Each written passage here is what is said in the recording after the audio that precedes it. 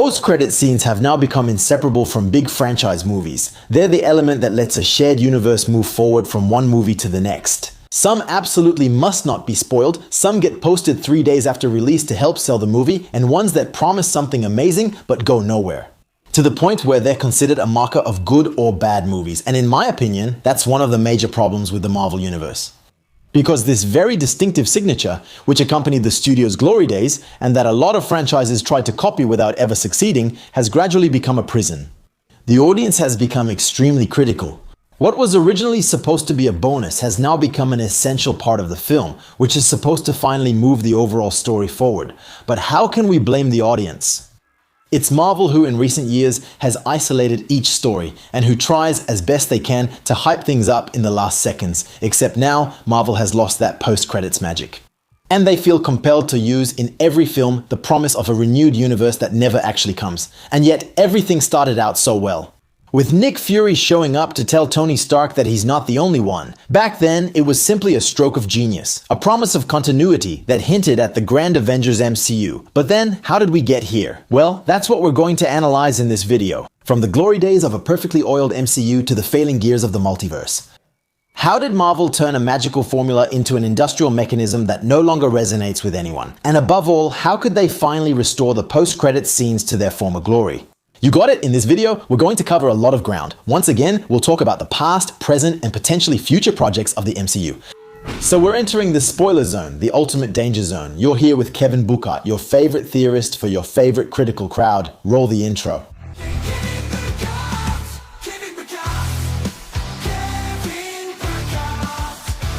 The history of post-credit scenes. When we talk about post-credit scenes, we automatically think of superheroes, and especially Marvel. It's this studio that turned what was just a simple bonus for curious geeks into a real social phenomenon. I don't know about you, but I totally judge people who leave the theater before the end of the credits, even though, honestly, I know that right now, it's definitely going to suck. But long before the famous Nick Fury scene in Iron Man in 2008, many films had already used these scenes, sometimes as a joke, sometimes to follow up on something that happened in the movie, or even as a tease for a possible sequel. But one of the most memorable is still the one from the 1986 film Ferris Bueller's Day Off.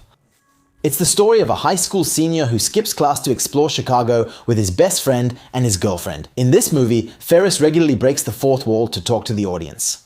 And in the post-credits scene, you see him coming out of his bathroom and saying to the audience, "You're still here." It's over. An absolutely iconic scene, of course, for all Deadpool fans, since the movie parodies it word for word, but it doesn't stop there. We know that Ryan Reynolds loves to make fun of the Marvel Universe through his character Deadpool, so he follows up with, "You're expecting a Deadpool 2 teaser? We can't afford that. We expect Sam Jackson to show up with it."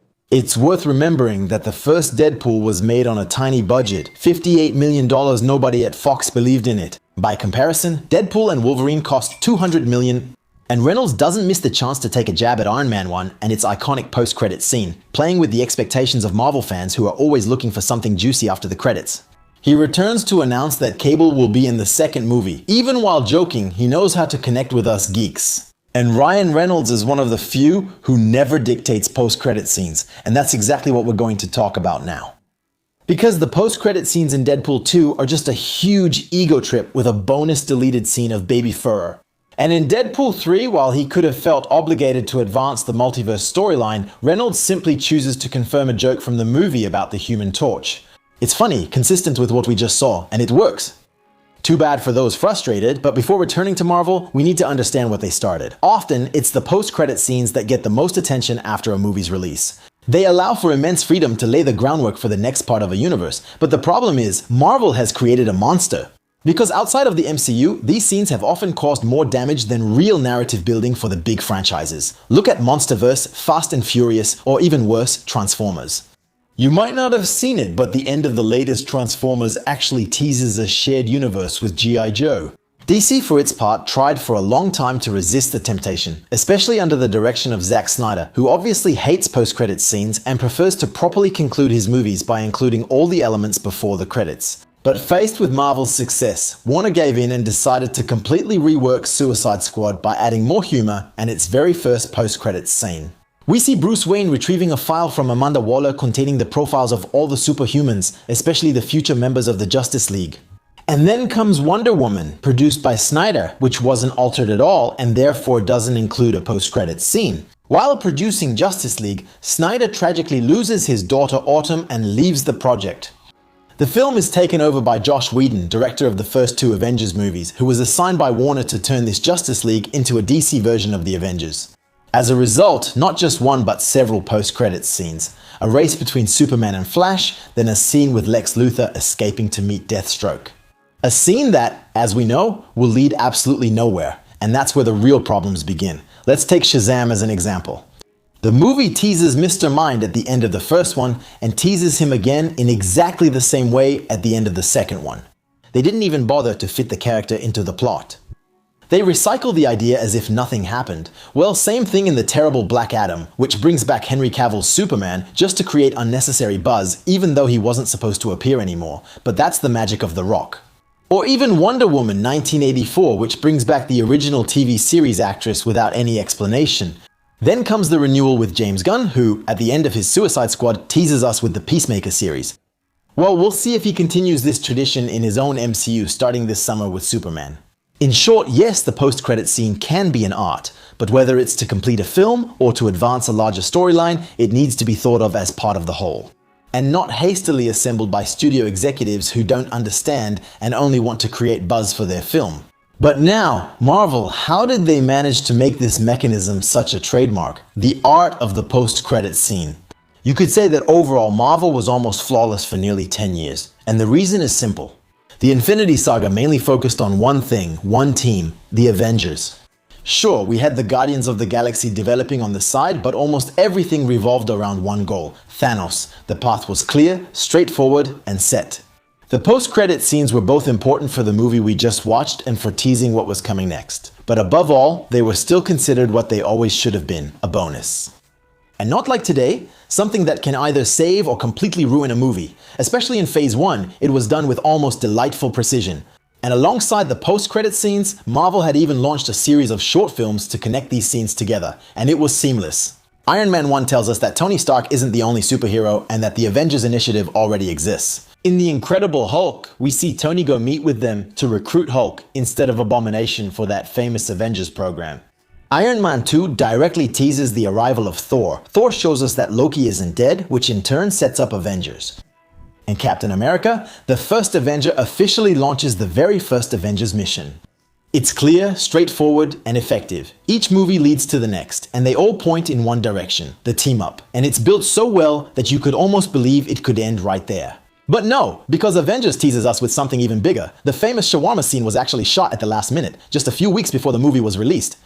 It only shows the heroes as regular guys sharing a meal, without adding anything crucial. And if you look closely, Chris Evans hides his mouth with his hand because he was wearing a mustache for another role he was filming at the same time. Iron Man 3 breaks the tradition a bit.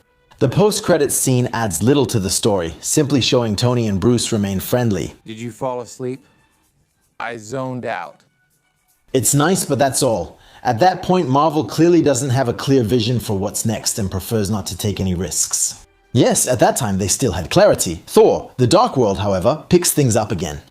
It directly weaves in the Guardians of the Galaxy and lays the foundation for the Infinity Stones mythology. Captain America, the Winter Soldier, is even more effective. It sets up two paths, one towards Civil War and another leading straight to Avengers, Age of Ultron. Once again it all tracks, but then comes James Gunn. So, I was telling you that at DC, he immediately started teasing his next project. Back then, Gunn at Marvel agreed to Disney's post-credits scenes but insisted on keeping his Guardians separate from the MCU. As a result, these two post-credit scenes only serve to extend the craziness of his movie, and honestly that's fine. We see Baby Groot and Howard the Duck. Nothing more, but it works. Avengers Age of Ultron, on the other hand, keeps teasing Thanos, and that's where Marvel makes its first big mistake.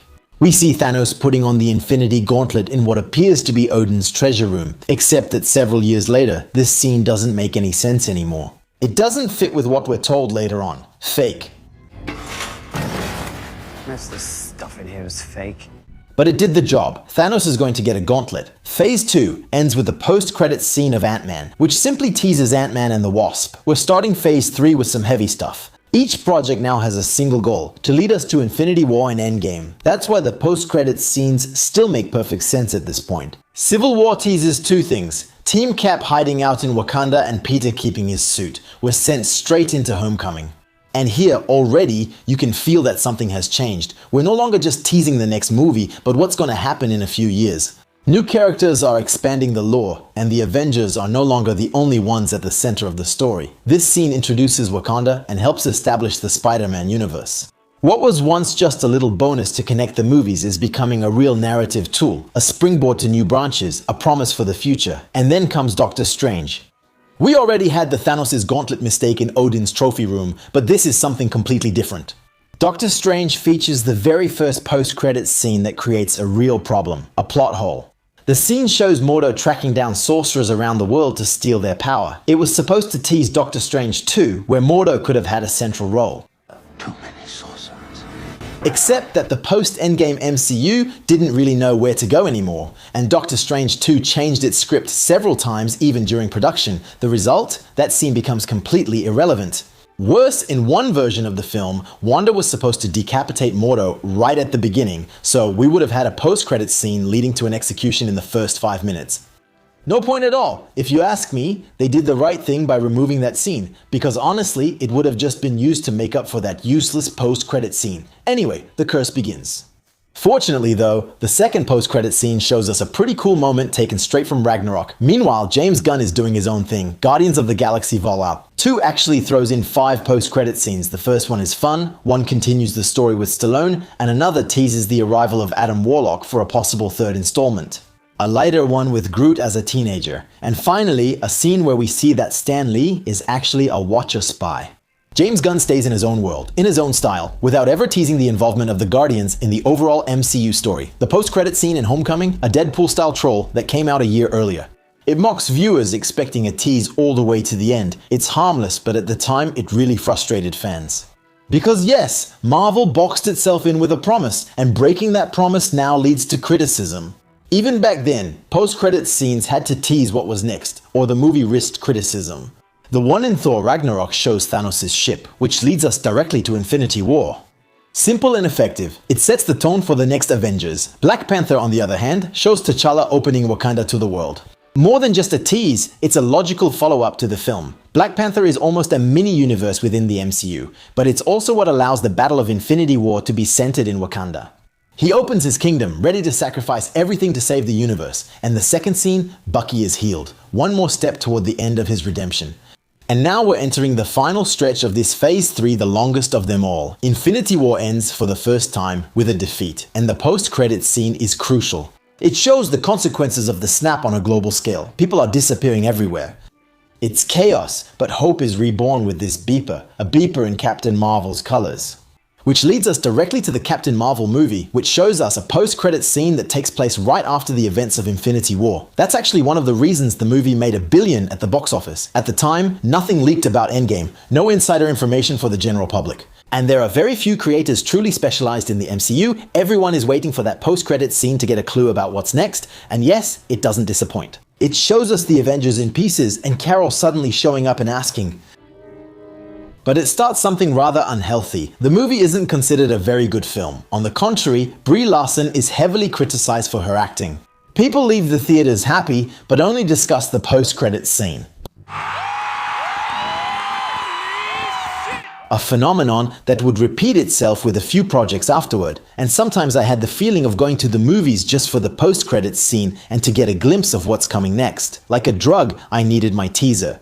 Ant-Man and the Wasp reveals something different, but it's equally important for Endgame. How Scott ends up trapped in the quantum realm at exactly the wrong moment. And finally, the loop closes with Endgame, the only MCU movie without any post-credits scene. And it makes sense. The MCU could have ended there. And to be honest, Kevin Feige, at that point, apart from wanting to move towards Secret Wars for a reboot with the X-Men and the Fantastic Four, doesn't really know how to get there. So we enter a phase of uncertainty. And that's when the dictatorship of post-credits scenes is born, when Sony gets involved. Hollywood could only watch helplessly as Disney enjoyed 10 years of success. A perfectly mastered adventure that ended in an apotheosis. For the fans, of course, but especially for the studio, which pocketed $13.5 billion just from Phase 3. Such a success that it pushed Sony Studio to also try to launch its own universe after the huge success of the first Venom, the famous Sony Spider-Man universe without Spider-Man, which I love. No, I hate every one of those movies. And let me tell you guys, Sony has given us some truly memorable post-credit scenes. It's almost hilarious. Well, the first Venom is pretty tame. It just uses carnage. Okay, it's clean, efficient, nothing to say about it. But the second one, it jumps at the opportunity with the mid-credit scene from Spider-Man Far From Home. In this scene, Spider-Man's identity is revealed to the whole world. At that point, the Loki series had already introduced the concept of the multiverse, but we still had no idea about the plot of No Way Home. No one knows yet that Strange is going to cast a spell that will bring back villains and Spider-Man from other universes. But that's not really Sony's problem. They throw in a post-credit scene where Venom shows up in the MCU while Kevin Feige refuses to include this Venom in his universe, but Sony doesn't care. The aim is to generate buzz, and it works because people discuss it. People go see the movie just for that post-credit scene. By the way, Feige will respond in a passive-aggressive way in No Way Home by sending Venom back to his own universe and just leaving a tiny drop of symbiote behind, which probably won't be useful at all. But that's still mild because the following year, Morbius arrives, and there, my friends, that's the most forced move in the entire history of post-credit scenes. The movie ends with a completely WTF scene. The Vulture, Adrian Toomes, is mysteriously transported into the SSU. Then he goes to find Morbius to suggest teaming up. And what's incredible is that they fully commit to it, and it makes no sense at all with this surreal line from Toomes. Has to do with Spider-Man, I think. Yeah, you're right. Sony tried hard to make its universe interesting, but even with post-credit scenes, it never works. But it's not just Sony that fell into this craze, because Marvel, which is still the absolute master when it comes to post-credit scenes, also got infected. Even though, let's be honest, the start of Phase 4 isn't as catastrophic as some people want to make it seem, we still have to admit that the mess around the post-Endgame continuity, combined with the internal tensions at Marvel Studios, has created huge expectations from the audience. As a result, if the movies themselves don't move the story forward, then the post-credit scenes are supposed to do it, except that only works if you know where you're going. But before I continue, it's been a long time since I talked to you about my Discord server, the Buckhart Theory Club, a server full of passionate fans and an amazing community that discusses theories and news you can find directly on the server. No need to keep checking everywhere, on Twitter, Instagram, or websites. No, Nobot takes care of it for you and brings you the best from insiders and pop culture media. And if you ever want to join us guys, all you have to do is go to the link in the description just below the sponsor or type Buckhart Theory Club on Discord. Come on, join us. You'll finally find fellow geeks like you to talk about the stuff you're passionate about, the dictatorship of post-credit scenes. We're entering the post-Endgame era with Spider-Man Far From Home and its post-credit scene that leads directly into the beginning of No Way Home. Well, here, you can't really go wrong there. But a second scene reveals to us that Nick Fury and Maria Hill were actually Skrulls, and that the real Fury is chilling on a space station surrounded by Skrulls. Wait, what? Yeah, we're starting off strong. This movie teases something huge. The Skrulls are among us. However, this sets up the Secret Invasion series, making everything seem minor, and the Marvels movie, where the space station no longer has any Skrulls. Okay, great. No Way Home, for its part, sends Venom back home and finally gives us what everyone was waiting for, a solo Spider-Man, street level, in the streets of New York. But even then, this scene could be ignored since rumors and information are flying everywhere. If they dare to send him to the other side of the world again instead of letting him stay in New York, I'm going to lose it. But well, let's just say that here. Maybe this one's Sony's fault, maybe not. The real starting point of the multiverse saga is mainly the beginning of the series, and they also get their own post-credit scene. And there, as you can imagine, it caused quite a mess. The first one is the end of WandaVision. It teases Wanda's shift. So far, so good. Even though, let's be honest, I would have loved to see Strange here. That was the original plan. Another scene sends Monica Rambeau directly to join Fury. The second one is at the end of Falcon and the Winter Soldier. It shows us Agent Carter, also known as the Power Broker, who is now embedded in the American government.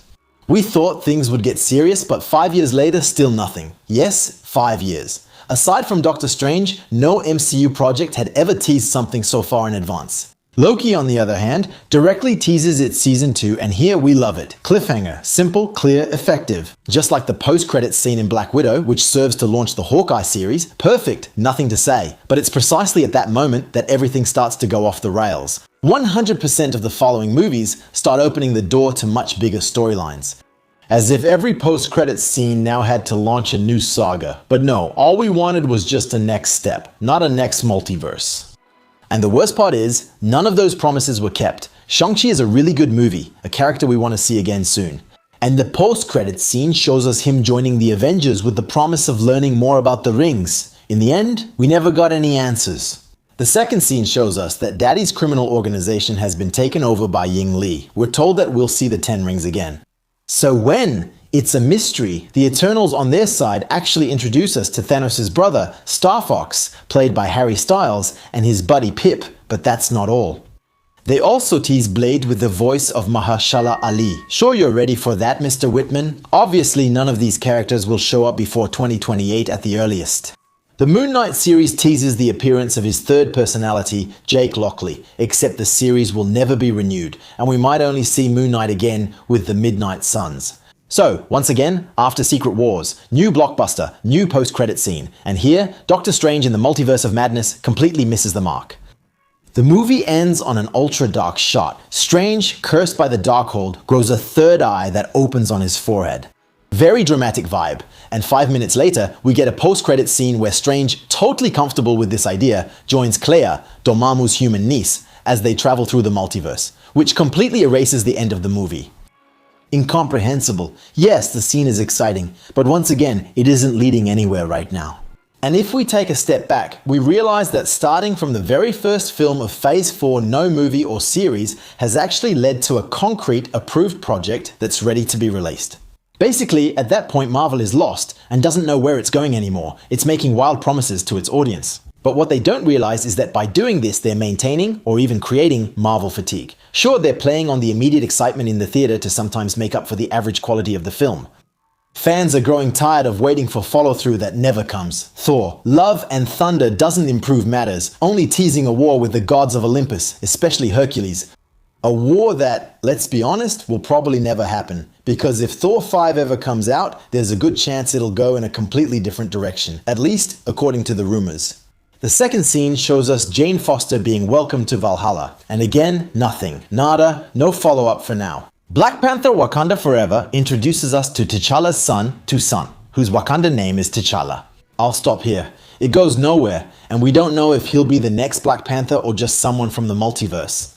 At this point, the only series that leads directly to a movie is Ms. Marvel, which continues into the Marvels. She-Hulk actually releases Abomination to send him to Kamartaj. And honestly, I had completely forgotten that before making this video, a phase that hinted at a lot of wild things that likely will never happen.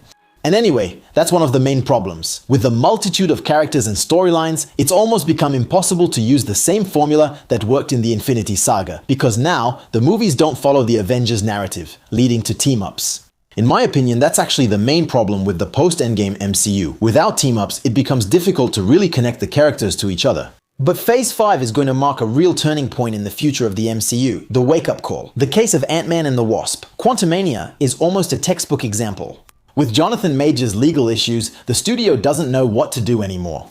They're waiting because they had placed a lot of hope in the actor, and especially in the character he plays, Kang. That's why Marvel is going to change the ending of the film at the last second. Kang doesn't win anymore. He loses in a bar fight against Scott. As a result, Kang Prime, the Conqueror, is taken out of the game. But the post-credits scene raises the threat to another level. We discover 3 of his most dangerous variants, and most importantly, the Council of Kangs, and that's huge. Finally, it feels like the story is moving forward, and we're all hoping to see Kang everywhere. And the second scene directly sets up Season 2 of Loki to get people interested in the continuation of this story, the story of He Who Remains. So, without really showing it, Disney seems to be keeping its distance and at the same time going all in on Kang. Except that a few weeks later, Disney fires the actor and the whole plan around Kang falls apart. And it's the culmination of a disastrous management of a machine that for years worked perfectly. The fans know it. Recently, post-credit scenes have been misleading and often go nowhere. They ride the hype and are no longer enough to bring people to theaters. Marvel must take back control, and fast. The first attempt is with the Guardians of the Galaxy. Volume 3, the very last film by James Gunn. And he gets it. He refuses to use a project that hasn't been approved. He simply introduces the new team without promising anything and sends Star-Lord back to Earth with a simple message. The legendary Star-Lord will return. Same for Deadpool and Wolverine, who, as we've seen, use their post-credit scene to make a joke. And that's it, at least in theaters. Because that's why I mentioned the dictatorship of post-credits scenes. As soon as the movie ends, some people complain there's no real post-credits scene. And Ryan Reynolds, to calm the fans and push Marvel a bit to bring his buddy back, shares a deleted scene that could have been used as a post-credits scene, a scene where someone comes to get Gambit, just to tease his return since he was already announced for Doomsday. But November 2023 finally marks the return of a post-credits scene that actually makes sense. In the Marvels, we find out that Monica Rambeau has crossed a multiverse breach and ended up in the world of the X-Men. And yes, that's important. It's a storyline that will play a central role in the next Avengers. It's even what saves the movie, except there's a problem. The scene leaked on the very day of release. And that breaks exactly what allowed the first Captain Marvel to be such a hit. As a result, the Marvels became one of the biggest flops in the studio's history. Even though everyone remembers that scene, it's not the only one. There's a second one where Kamala recruits Kate Bishop for her team of champions. It's a team we'll also see in the next Avengers. At that moment, you sense Disney is regaining control of its narrative, and it was overdue. This scene comes right as Bob Iger returns to head Disney and Kevin Feige takes charge again. After that, we move on to the very troubled Captain America, Brave New World, and once again, there's a hastily put together post-credits scene to try to salvage things. Except this time, it completely fails. Sam will be at the bedside of Samuel Stern, who tells him that there are other worlds with their own heroes and that Sam isn't ready. Alright, okay, we get that they're reminding us about the existence of the multiverse, that an incursion is coming, but overall, it's unclear, it's vague and non-committal. The director, in an interview afterwards, says that we absolutely didn't understand anything, because actually the scene was teasing the arrival of a team of Illuminati from the multiverse. And that one, Julius, you're the only one who saw it, man. Because if even we, the experts, didn't get it, just imagine the general audience. He would have been better off sticking to the basic post-credit scenes, which were way better. Finally, he adds that it's the writer's strike's fault if it's so badly written. Yeah, well, anyway, now everything depends on Thunderbolt, which is supposed to mark Marvel's real return to order. Not only with a quality movie, but also in how they handle the post-credit scene, and actually we get two of them. The first one, probably shot by the film's team, is nice, fun, but not very interesting. It's just a bonus. That's not a problem, as long as it's not the only post-credits scene. The second one lasts almost 3 minutes, and it's simply the longest post-credits scene in the entire MCU. Even longer than the 5 combined post-credits scenes from Guardians of the Galaxy Volume 2, and for the first time in the studio's history, it's directed directly by the directors of one of the upcoming films. The Russo brothers, who are in charge of the upcoming Avengers. Marvel gets it. They're finally taking this crucial tool seriously again and letting the Russo brothers take charge of lifting Marvel up, of managing their story. And this scene brings back everything that made post-credit scenes successful. It introduces us to the new Avengers, the upcoming conflict with Sam's team, and especially the supposed arrival of the Fantastic Four on Earth. And to top it all off, it's full of Easter eggs and fun details. No, it's not the same ship as the Fantastic Fours in the trailers, but that's not the focus of this video. The only problem is, Marvel overmarketed the film and revealed everything just 3 days after its release. As a result, everyone already knew what it contained and nobody went to see the movie. Because yes, that's also part of a Marvel movie, managing spoilers. Of the movie itself, of course, but especially the post-credits scene. And today, everything comes out way too fast. We'll forgive them since they're trying to improve. Before ending this video, we have to mention the next Marvel movie, Fantastic Four. The movie has already had a private test screening in Los Angeles. And obviously, quite a lot of information has leaked. But what's making the most noise today, guess what? It's not the movie itself, it's the post-credits scene. Yes, that again. And everyone is speculating about 1 minute of footage. Will we see Doom? Will we not? Will he be teased? Which version? And when? And maybe that's the real dictatorship of the post-credits scenes imposed by Marvel. Speculating that a tiny 1 minute scene at the very end of the movie can either make or break our experience. And honestly, I think that's absolutely terrible. Hope you enjoyed this introspection. Feel free to tell me in the comments what you think. Have you ever gone to see a Marvel movie just for the post-credits scene too? If you haven't seen my latest video about the future of the MCU after Secret Wars, it's right here and I recommend it. It's awesome. We'll be back next week with a new deep dive. In the meantime, don't forget to stay curious. That's the secret to being happy. Bye.